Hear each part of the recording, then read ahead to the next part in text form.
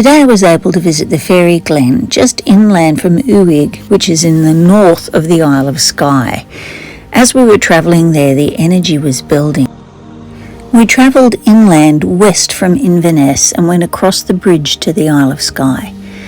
The landscape was absolutely spectacular with pristine lochs, crystal clear waters and breathtakingly high mountains. The landscape, the plants and the animals all seem to be responding to us individually. This is a very ancient place, and you can understand why every part of it appears to be inhabited with spirit. As we arrived, the mist was rising, lifting the veil between the worlds, inviting us to step through. We arrived to spend the night wild camping at Uig, overlooking an ancient fortress protecting the North Sea. The mist parted and the clouds rose and gave us a spectacular sunny afternoon and a beautiful sunset. Though we were hoping to see the northern lights, it was very hard to be disappointed with such spectacular scenery.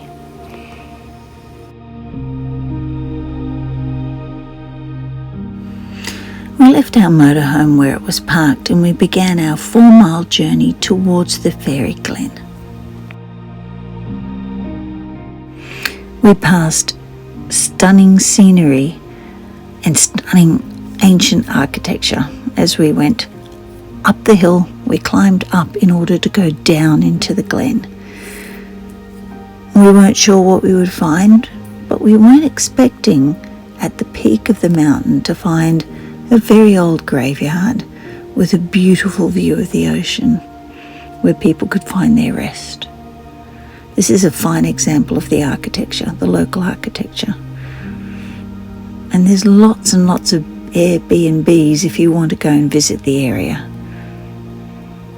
They really make you feel at home. There was wild heather, and of course there were thistles as well, the symbol of Scotland.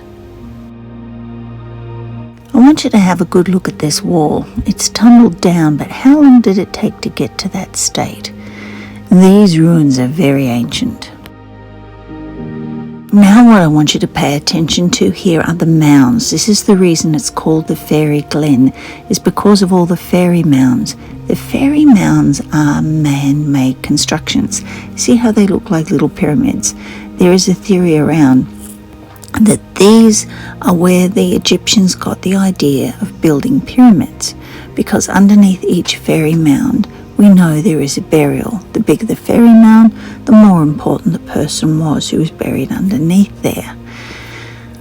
And there is a connection between Scotland and Egypt. In fact, the name Scota was the name of an Egyptian princess who came to live in Scotland. These mountain streams make beautiful, deeply coloured pools, which are called fairy pools. Now, the fairy pools are not in the Fairy Glen, they're in another location, which we will go to tomorrow.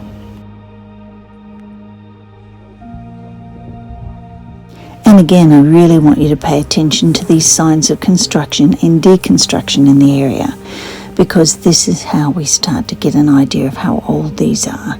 You see them in the side of mountains like this. When you look close, it is brickwork that's been there for thousands of years. And eventually, when you get to the top, the very peak, which they call Castle Rock, you realise that it is actually 2 very large, well-constructed columns that have eroded away with a period of time.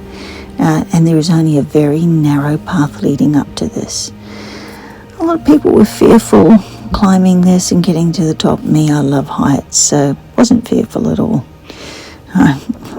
Joy is the meaning of life. There is a stone circle there that was constructed by tourists. It's not a traditional owned stone circle. But the fairy mounds, you've got to understand, they're older than the pyramids. These are very, very old constructions where the fairies are said to now live. So don't go walking on fairy mounds, or the fairies might take you away to their underground realm.